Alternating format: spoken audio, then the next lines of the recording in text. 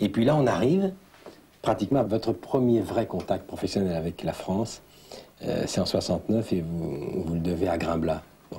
Je le dois complètement à Grimblat. À Grimblat. Parce qu'il ne m'aurait pas trouvé à Londres. Après tout, je ne suis pas devenue en Alors c'était France. pour le film Slogan. Et comment Grimblat vous a engagé? Je ne sais pas, il faut le vérifier avec lui. Mais je pense que quelqu'un m'a vu dans un restaurant très à la mode, je crois. C'est ce qu'il nous a dit, oui. En tout cas, quand j'ai vu Pierre, j'avais dit que mes jambes n'étaient pas... Il m'avait demandé comment étaient mes jambes. J'ai dit, je les ferai casser en 3 morceaux si tu veux pour être mieux. Et je ferai tout pour être mieux. Et je l'avais fait rire. Alors il m'a fait venir en France pour faire un essai. Vous ne parliez pas du tout français, bien sûr. Pas du tout, du tout. Plus mon partenaire a dit, moi j'aurais pas le culot de faire ça en Angleterre si je ne connaissais pas l'anglais. Et voilà. Et je croyais que c'était raté. Et puis je l'ai gagné. Et puis mon partenaire, c'était Serge. Ce film vous laisse un souvenir fort, car c'était la rencontre avec Serge. Mais je crois savoir qu'à l'époque, vous n'étiez pas très bien dans votre peau parce que vous étiez en train de quitter votre vie précédente, si j'ose dire. C'est-à-dire qu'on on m'a quitté. C'est-à-dire que... Le papa de Kate. Ben oui, dans un certain sens, je n'ai pas bougé, sauf que j'ai bougé pour la France. Oui. Et puis après Slogan, j'étais dans une difficile situation de savoir s'il fallait rentrer en Angleterre sans travail ou de rester en France aussi sans travail, tout en étant amoureux de Serge. Moi, je me souviens très très bien de votre rencontre avec Serge, parce que si vous étiez dans une situation intermédiaire sur le plan amoureux, si j'ose dire, parce que vous aviez quitté votre vie précédente, moi je me souviens également que Serge était en train de rompre, ou venait de rompre avec une autre actrice. Oui, oui, non, mais c'est juste. Oui, oui. Hein? Oui, et c'était Brigitte. Oui, oui, c'est vrai. Quel souvenir vous gardez de la première rencontre avec Serge? Il paraît qu'il a été glacial. C'est-à-dire que moi j'avais coincé ma main dans une conserve de biscuits chinois. Je saignais comme un porc, il faisait rien. Il mettait le disque de Je t'aime non plus avec le voix de Brigitte Bardot dessus. Donc je me suis dit, mais qu'est-ce que c'est ce type qui est si content de lui? Enfin, après ça, il m'a invité avec Grimblat d'aller dans une boîte de nuit. Et puis il fumait un peu. Et il m'a demandé à danser. Et puis il m'a marché sur les pieds. J'ai trouvé ça très gentil finalement, que quelqu'un qui frime comme ça ne savait pas danser. Et ça m'a touchée terriblement. Après ça, je l'ai plus quitté. Vous le connaissiez bien avant, vous connaissiez son parcours? Pas du tout. Du tout, vous ne saviez pas ce qu'il avait fait avant?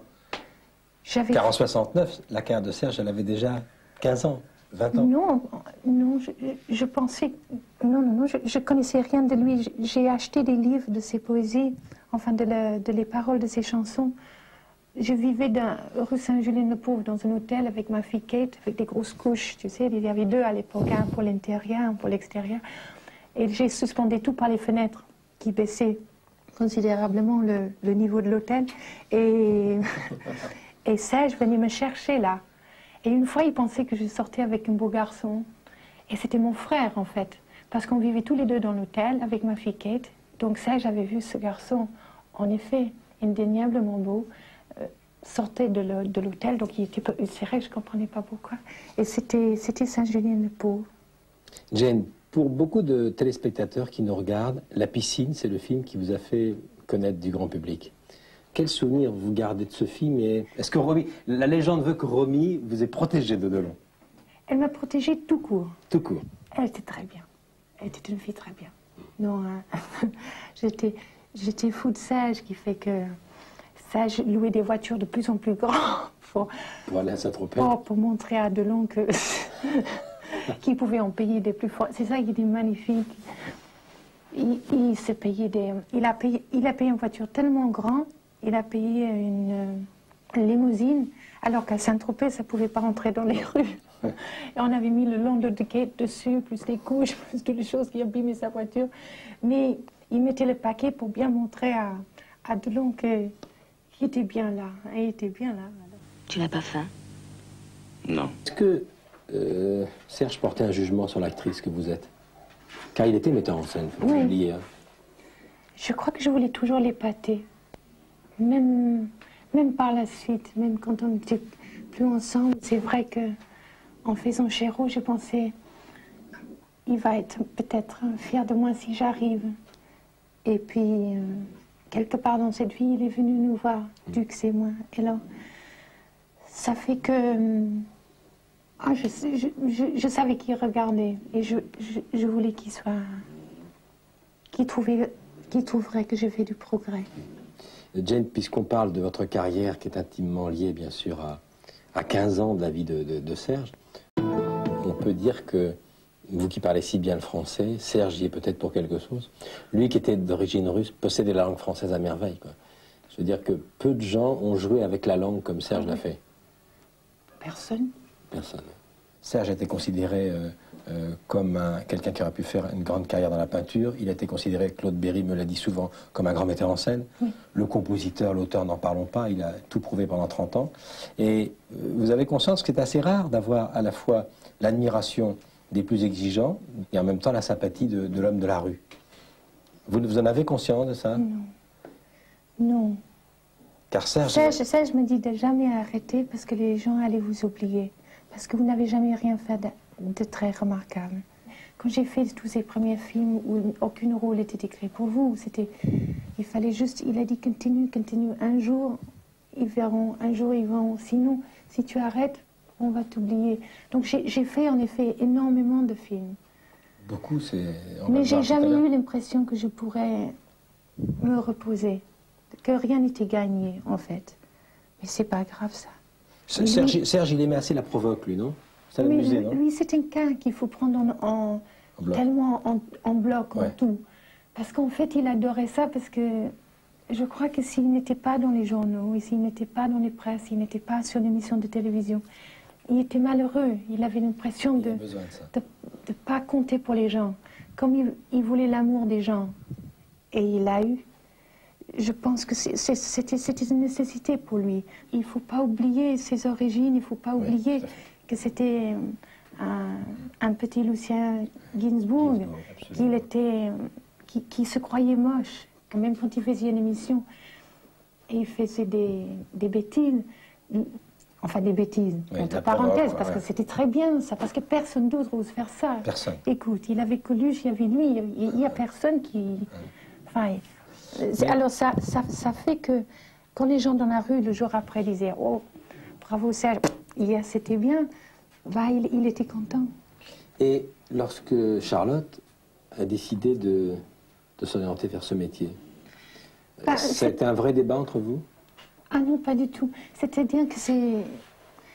Moi j'ai tourné La Pirate et j'ai cru voir en Charlotte un désir peut-être de jouer dans ce film ou dans un film. Je ne savais pas, mais j'avais vu Margot Capellier dans un restaurant en cherchant une fille qui était Laure Marsac pour La Pirate. Et puis elle m'a dit, moi je cherche un petit garçon ou une petite fille pour le film du Chouraki, avec des parents divorcés, enfin quelqu'un de... Je cherche, de plus jeune par contre. J'ai dit, mais... Est-ce que ça peut être quelqu'un qui sourit pas souvent, mais quand elle sourit, ça te donne envie de pleurer? Et elle a dit oui. J'ai dit, mais cherche pas plus loin, elle est à la maison. Alors peut-être aussi, il avait en moi un envie qu'elle ne soit pas un enfant des médias. J'avais peur qu'elle avait le couverture pour Paris Match, Elle Magazine, en étant que l'enfant de Serge et de moi, que j'ai vu ruiner tant d'enfants comme ça, que... Vraiment, parce qu'il n'y a pas de suite, c'est comme si vous alliez être royal et finalement il n'y a pas de royaume. Hein. Exact. Donc ça me semblait plus fort si elle pouvait montrer qu'elle avait un talent à elle. Donc quand elle a gagné son César, c'était un peu le rêve de tout ça, c'est-à-dire qu'elle était appréciée pour elle, pas pour sa vie personnelle, ni sa vie privée, ni à cause de nous. On était tout d'un coup les parents d'eux.